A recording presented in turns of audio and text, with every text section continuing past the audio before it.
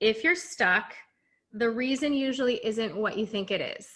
Okay, it's always something a little bit deeper. And so if you've been wondering, are my dreams too out there? Are they unrealistic? No. Or am I too sensitive? That's not the answer either. So all of these things here, these are not the real reasons.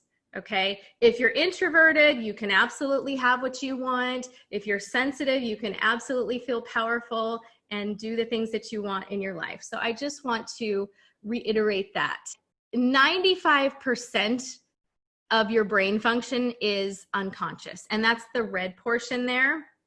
Okay, the blue portion, that skinny little pie slice at the top, is your conscious mind, and that's 5% or less. So if you have a goal, or this sounds more like an affirmation, right? I am financially abundant. Wonderful. That's a great affirmation. It's a great thing to say to yourself, to, talk to your conscious mind. And when you have baggage, you've got all this other weight pulling you down.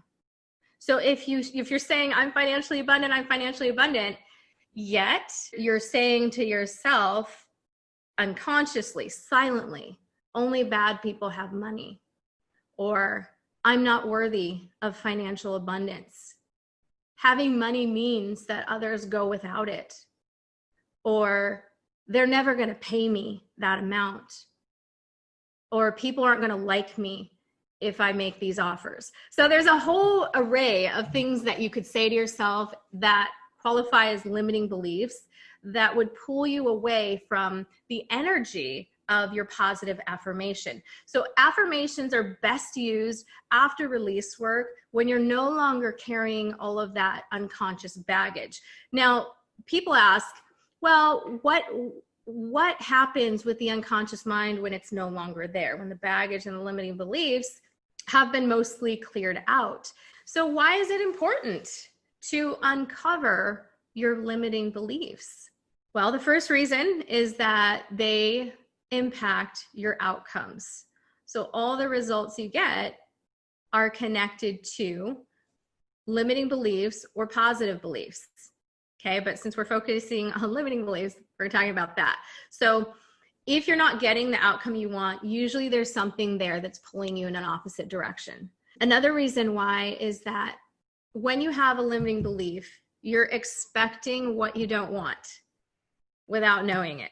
Okay, so if you believe you're accident prone, obviously you don't want to have accidents, but if you believe that you're accident prone, you tend to have more accidents. This goes into every area of life. Like if you expect to be hurt in relationships or disrespected in relationships, then you're more likely to have that result than if you had a different belief or you didn't have that belief at all. And that's how much power that you have to create the change that you actually want. So whether or not these beliefs are conscious, they are influencing what you manifest into your life. And I want you to understand that your unconscious mind thrives on repetition and simplicity. It always takes the path of least resistance. And so that's why those well-worn pathways that you've traveled and those beliefs, those emotions are so easy for you to return to. And so if you are repeating negative limiting beliefs unconsciously, it's part of the job of your unconscious mind to fulfill those beliefs. And on the flip side of that, let's look at the positive side, is that if you have a genuine positive belief that, say, you're worthy of getting paid well for your work, then you're more likely to attract clients that are going to be grateful for your services and happy to pay you. So, and I've seen that transformation happen for people just through the beliefs that they changed within themselves.